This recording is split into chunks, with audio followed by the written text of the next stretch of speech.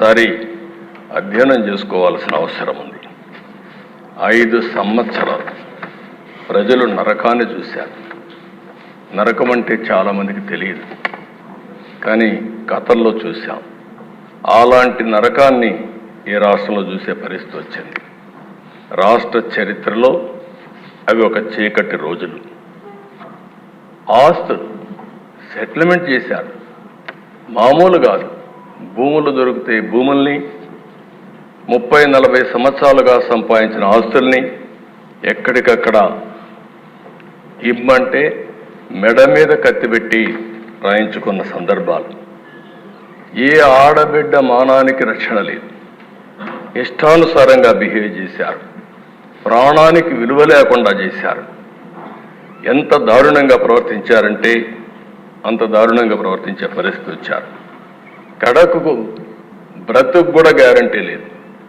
మనం క్షేమంగా ఇంటికి తిరిగి వస్తామని ఆశ ఎవడికి లేని పరిస్థితి వచ్చింది.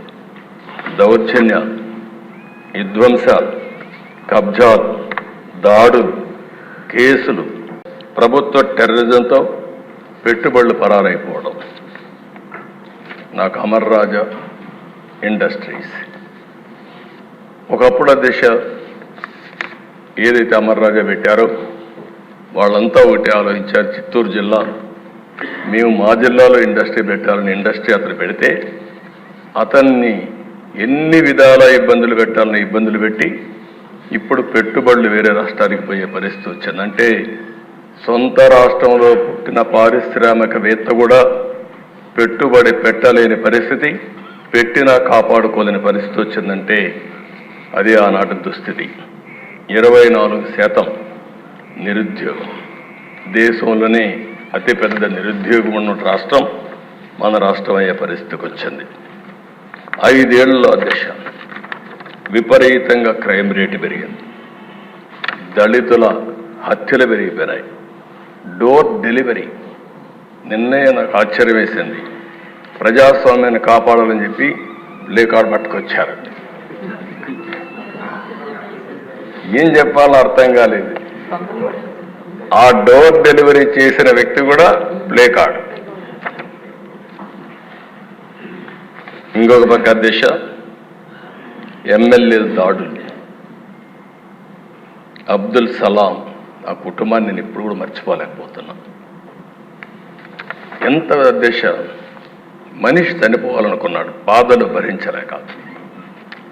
చనిపోవాలనుకుంటే వీళ్ళు మాట్లాడే మాటలిన తర్వాత నువ్వు చనిపోవాలనుకున్నా నిన్ను ప్రశాంతంగా చనిపోని నీ భార్య ఉంటుంది, గుర్తుపెట్టుకో, ఏం చేస్తాం చేసి చూపించమంటే, నేను చనిపోయిన తర్వాత నా భార్యని ఏం చేస్తారో అని ఆలోచించి భార్య భర్త ఇద్దరు చనిపోవాలని ఆలోచించుకుని ఇద్దరం చనిపోవాలని మాట్లాడుకుని అప్పుడు మళ్ళీ ఆలోచించి మనం ఇద్దరం చనిపోతే ఈ ఇద్దరు పిల్లలు అనాథలైపోతారు, ఏం చేయాలని ఆలోచించినప్పుడు కాదు నలుగురం కూడా చనిపోవాలని నిర్ణయించుకుని నలుగురు వెళ్ళి రైల్వే ట్రాక్ మీద వాళ్ళిద్దరి పిల్లల్ని కట్టేసి ఆ ట్రాక్ కింద పడి బలవంతం మరణం చేసుకున్నారంటే అది సాధ్యమే. ఎంత నిస్సహాయ స్థితి. ఈ విషయం మనం గుర్తుపెట్టుకోవాల్సిన అవసరం అది జరిగితే పరామర్శించినటువంటి ఆనాటి ముఖ్యమంత్రి నిన్న అదే పార్టీకి ఒకప్పుడు చెందిన 2 వ్యక్తులు ఈరోజు ఒక అతను వ్యక్తిగత కారణాల వల్ల చంపితే దాన్ని రాజకీయం చేస్తూ ఢిల్లీకి పోయి ఈరోజు ఈ సభకు రాకుండా, సభకు వచ్చే ధైర్యం కూడా లేదులేండి. అంటే చేసిన పనులు ఏమైనా ఉంటే చెప్పడానికి వస్తారు, కానీ అది చేసే పరిస్థితి వచ్చారు. అధ్యక్ష డ్రైవర్ సుబ్రహ్మణ్యం, డాక్టర్ సుధాకర్ ఇప్పటికి కూడా జ్ఞాపకం. అధ్యక్ష సుధాకర్ ఏమడిగాడు? ఒక మాస్క్. మీ హాస్పిటల్ అధ్యక్ష నర్సీపట్నంలో పనిచేశాడు. One of the best doctor.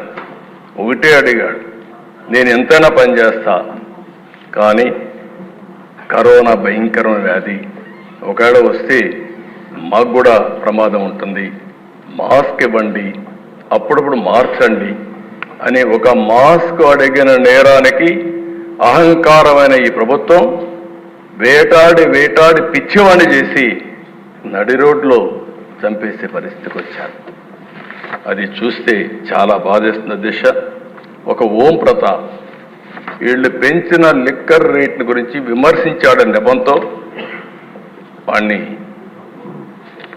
ఏం చేశారు, ఇప్పుడు కూడా దిక్కుదిలిన పరిస్థితి, ఆత్మహత్య కింద క్రియేట్ చేసే పరిస్థితికి వచ్చారు. బాపట్ల దిశ ఆ జిల్లాలో 10వ తరగతి అనగాని సత్యప్రసాద్ ఉన్నాడు. 10వ తరగతి చదివే బాలుడిపై అమర్నాథ్ ఆయన చేసిన పని ఏంటి అధ్యక్ష? అక్కని అవమానిస్తున్నారు, ఎకిల్ చేస్తున్నారు. ఆ అమ్మాయి మానసికంగా చాలా బాధపడతా ఉంది అని ఇంటికి వచ్చి చెప్పిన నేరానికి దారిలో పోతా ఉంటే పెట్రోల్ పోసి తగలబెడితే, పెట్రోల్ వేసి తగలబెట్టిన వాళ్ళకి రక్షణ ఇచ్చే పరిస్థితి వచ్చారు తప్ప ఆ కుటుంబాన్ని కాపాడే పరిస్థితి లేకుండా పోయింది. ఇక్కడుండే వాళ్ళల్లో సగం మంది ఎక్కువగా బాధితులు, కొంతమంది తక్కువగా బాధితులు అంతే. మానసికంగా కొంతమందిని దెబ్బతీసి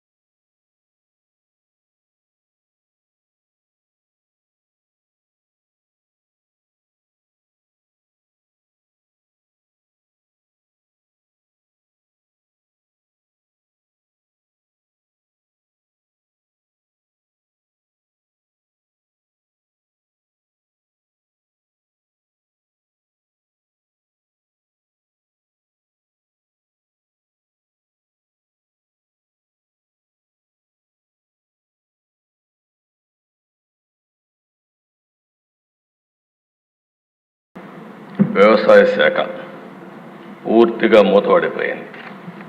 కాలువల్లో పూడిక తేలేని పరిస్థితి.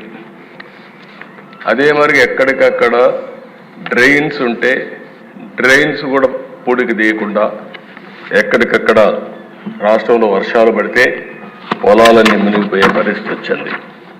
ఇంకో పైన దిశ ఇరిగేషన్ వ్యవస్థ చిన్నాభిన్నం అయిపోయే పరిస్థితికి వచ్చింది. ఒక్క ప్రాజెక్ట్ పూర్తి కాలేదు. ఇంకో పక్కన చూస్తే ఉండే ప్రాజెక్టుల్లో గేట్స్ కూడా గ్రీస్ పెట్టలేని పరిస్థితి. కొన్ని ప్రాజెక్టులు మీరు చూస్తే అధ్యక్ష గేట్లు కొట్టుకొని పోతే ఆ గేట్లు కూడా పెట్టలేని పరిస్థితి. ఆ గేట్లు పెట్టడానికి అయ్యే డబ్బులు కూడా ఇవ్వలేని దుస్థితి. అలాంటి భయంకరమైనటువంటి పాలనలో మనం చూసాం. ఇంకొక పక్కన దేశ ప్రభుత్వ టెర్రరిజంతో పెట్టుబడులు పరారైపోవడం. నాకు అమర్ రాజా ఇండస్ట్రీస్ ఒకప్పుడు దేశ ఏదైతే అమర్ రాజా పెట్టారో వాళ్ళంతా ఒకటి ఆలోచించారు. చిత్తూరు జిల్లా మేము మా జిల్లాలో ఇండస్ట్రీ పెట్టాలని ఇండస్ట్రీ అతను పెడితే అతన్ని ఎన్ని విధాల ఇబ్బందులు పెట్టాలని ఇబ్బందులు పెట్టి ఇప్పుడు పెట్టుబడులు వేరే రాష్ట్రానికి పోయే పరిస్థితి వచ్చింది. అంటే సొంత రాష్ట్రంలో పుట్టిన పారిశ్రామికవేత్త కూడా పెట్టుబడి పెట్టలేని పరిస్థితి, పెట్టినా కాపాడుకోలేని పరిస్థితి వచ్చిందంటే అది ఆనాటి దుస్థితి. అదేశ ఇది ఒక కేస్ స్టడీ కూడా. వ్యవస్థల్ని ఏ విధంగా విధ్వంసం చేశారు, ఒక పాలకుడు ఏ విధంగా అహంకారంతో విర్రవీగిపోయాడు, అసమర్థత, అవినీతి, విధ్వంసంతో వ్యవస్థల్ని ఏ విధంగా నాశనం చేశారు, రాష్ట్రం యొక్క బ్రాండ్ ఇమేజ్ ఏ విధంగా దెబ్బతీశారు, మంచి రాష్ట్రాన్ని ఏ విధంగా సర్వనాశనం చేశారు, రాజధాని కళ చంపేశారు. అమరావతి దేవతల రాజధాని. అలాంటి అమరావతి నిన్నటి వరకు ఏమైందో మనం చూసాం. ఈరోజు మళ్ళీ కేంద్రం 15,000 కోట్ల రూపాయలు ఆర్థిక సహాయం చేయడానికి ముందుకొచ్చారు, బడ్జెట్లో పెట్టారు. అందరి ముఖాల్లో చూస్తే ఆనందం కనపడుస్తూ ఉంది. అంటే మళ్ళా మంచి రోజులు ప్రారంభమయ్యాయనే ఆశ ఈరోజు వచ్చిందంటే ఏ విధంగా జరిగిందో మనం చూసాం. ఈరోజు అమరావతి పూర్తయింటే దిశ 2-3 లక్షల కోట్ల రూపాయలు ప్రజా సంపద మనకు వచ్చి ఉండేది. అప్పులు చేసే అవస్థ తీరేది. అలాంటి రాజధాని పోయింది. జీవనాడి పోలవరం 72% పూర్తి అయింది. 2020 నాటికి 21 నాటికి పూర్తి అయిపోయింది. ఆ దిశ కావాలని కాంట్రాక్ట్ను మార్చడం, అదే మరి ఆఫీసర్లు మార్చడం, రివర్స్ టెండరింగ్ పెట్టడం, కడాన అతి ముఖ్యమైన జీవనాడైనటువంటి ఈ పోలవరాన్ని గోదావరిలో కలిపేయడం. ఇప్పుడు మళ్ళీ డయాఫామ్ వాల్ నుంచి స్టార్ట్ కావాలి. కాఫర్ డ్యాముల నుంచి మళ్ళా మనం పని ప్రారంభించాలి. ఇది కూడా మనం మనస్ఫూర్తిగా ధన్యవాదాలు చెప్పాలి. కేంద్రం ఈరోజు బడ్జెట్లో చెప్పినప్పుడు పోలవరాన్ని వీలైనంత తొందరలో పూర్తి చేస్తామని నిర్దిష్టమైన హామీ ఇచ్చారు. వారికి మనస్ఫూర్తిగా ధన్యవాదాలు తెలియజేస్తున్న. బాధితుల్నే నిందితులు చేశారు. తప్పు చేయలేదు వీళ్ళు, కానీ వీళ్ళే వాళ్ళు కొడతారు, తప్పుడు కేసు పెడతారు. అలాంటివి కూడా చేసే పరిస్థితి వచ్చారు. ఇంకొక పక్కన సిబిఐ కూడా పనిచేయలేని పరిస్థితి రాష్ట్రంలో. నేను అడుగుతున్నాను అధ్యక్ష, ఇప్పుడైనా సరే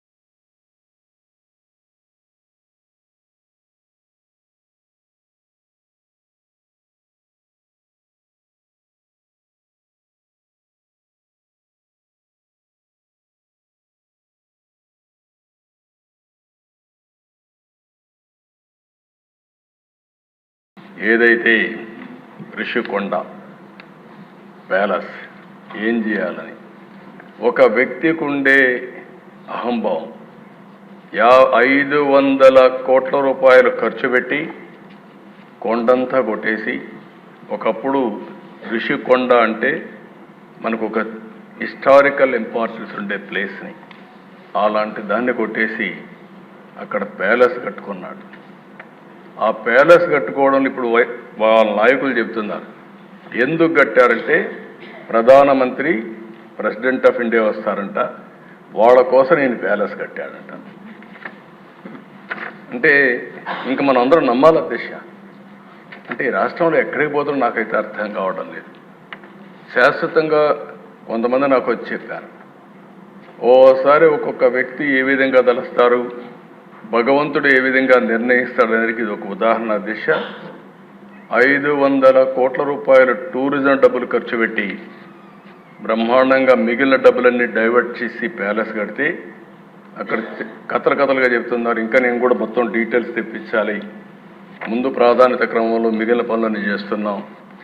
ఆ డబ్బులు ఆ ఉండే అందరూ ఒకసారి ఎమ్మెల్యేలు అందరిని తీసుకెళ్ళాలి, ఒకసారి హౌస్ కమిటీ అంతా ఈ అసెంబ్లీ అయినాక అందరూ వెళదాం, మీతో కూడా కలిసి నేను కూడా చూస్తాను ఎందుకు కట్టారు ఆ ప్యాలెస్ ఏం చేయాలనో కూడా నాకు అర్థం కావడం లేదు. ఇప్పుడు ఎవరికి ఇవ్వాలి, ఏం చేయాలి, ఎట్లా ఉపయోగించాలని కొంతమంది సజెస్ట్ చేశారు అధ్యక్ష. ఆ ప్యాలెస్లో టూరిజానికి ఇమ్మని, టూరిజానికి ఇస్తే ఎంత డబ్బులు అవుతుందో నాకు తెలియదు, కాబట్టి దానిపైన కూడా మీరు సూచనలు ఇవ్వాలి. ఇక్కడ కూడా ప్రజావేదిక కూల్చేశారు. ఆ 7 స్టార్ హోటల్ దానికి మేనేజ్మెంట్ మీకే ఇస్తాం, ఆ వడ్డీ అయినా వసూలు చేసి మాకు ఇవ్వండి. మీరు ప్రజాధనం అది ఎంత డబ్బులు వస్తుందో చూసుకుంటే ఒక 7 స్టార్ 9 స్టార్ హోటల్ కూడా ఏం పనిచేయవు అక్కడ.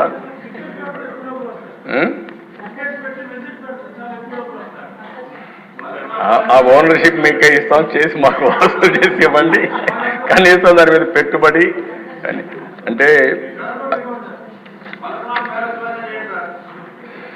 పలక్నమా ప్యాలెస్ కరెక్ట్.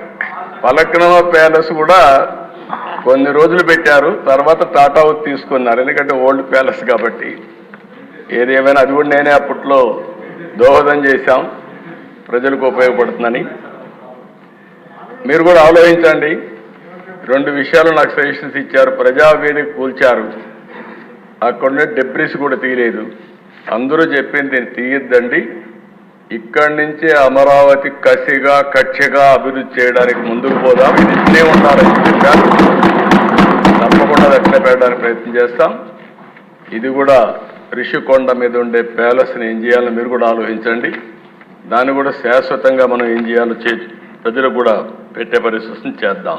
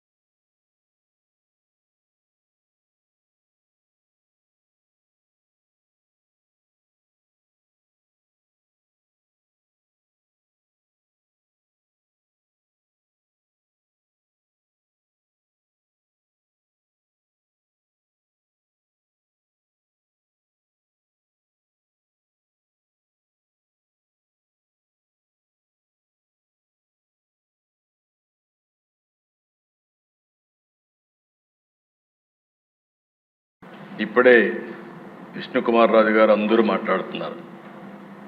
ఒక వ్యక్తి చెడు వ్యక్తి అయితే ఒక కుటుంబం నష్టపోతుంది.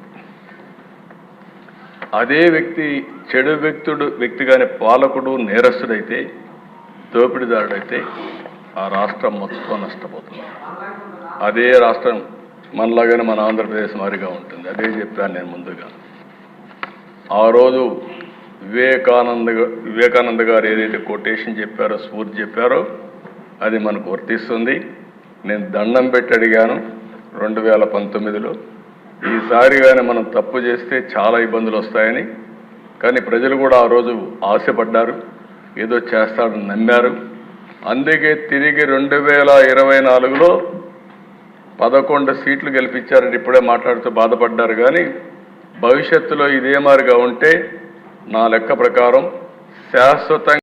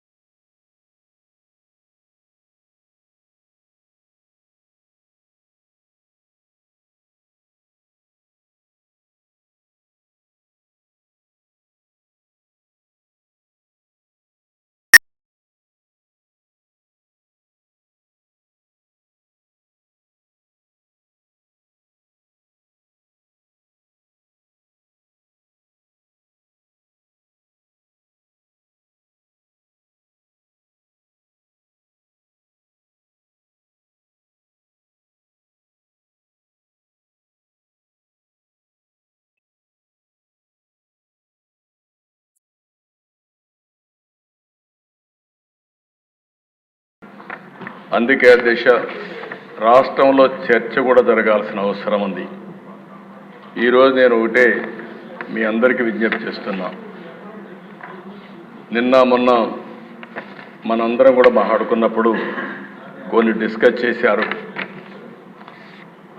నేను నా రాజకీయ జీవితాల దిశ ఇంతవరకు ఎప్పుడు కూడా హత్యకు మళ్ళీ సమాధానం హత్య అనేది నా ఉద్దేశం కాదు.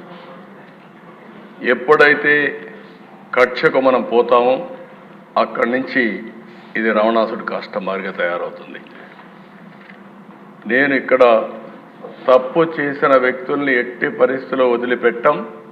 తప్పు చేసిన వాళ్ళని చట్టపరంగా శిక్షిస్తాం, దాంట్లో సందేహమే లేదు. కానీ చట్టాన్ని మన చేతుల్లోకి తీసుకుని మేము కూడా ప్రతీకారం తీర్చుకుంటామంటే మాత్రం చాలా సమస్యలు వస్తాయి. నేను అందుకే ఇక్కడే మెంబర్స్ అందరినీ ఒకటే కోరుతున్నా, రాష్ట్రంలో హింసకు తావులేదు. అయితే అదే సమయంలో నేరగాళ్లకు ఒకే హెచ్చరిక చేస్తున్నా, మొన్నటి వరకు అధికారం అండతో నేరాలు ఘోరాలు చేశారు, ఇక సాగవని గట్టిగా ఈ సభ ద్వారా హెచ్చరిస్తున్నానని చెప్పి కూడా నేను తెలియజేస్తున్నా. రాజకీయ ముసుగులో నేరాలు చేయడం, ఒకప్పుడు తీవ్రవాదుల సమస్య చాలా ఈజీగా పరిష్కారం చేశాం. ముఠా నాయకుల సమస్య నాకు కొద్దిగా ఇబ్బంది కలిగింది. ఎందుకంటే ముఠా నాయకులు అన్నప్పుడు అధ్యక్ష, అవతల వాళ్ళు ముఠా నాయకులు అండలు తీసుకున్నప్పుడు యువతల వాళ్ళు కూడా కొద్దిగా గట్టిగా లేకపోతే పోటీ కూడా ఇవ్వలేవని ఫైట్ చేసేవాళ్ళు. నేను ఒకటే చెప్పాను మా పార్టీ వాళ్ళకి, తప్పదు, మనందరం కూడా ముఠాలు తుదముట్టించాల్సిన అవసరం ఉంది, గట్టిగా ఉంటామని మన పార్టీ వాళ్ళని కూడా నేను అరెస్ట్ చేసి ముఠాల్ని పూర్తిగా రూపుమాపిన చరిత్ర తెలుగుదేశం పార్టీదని చెప్పి కూడా నేను తెలియజేస్తాను.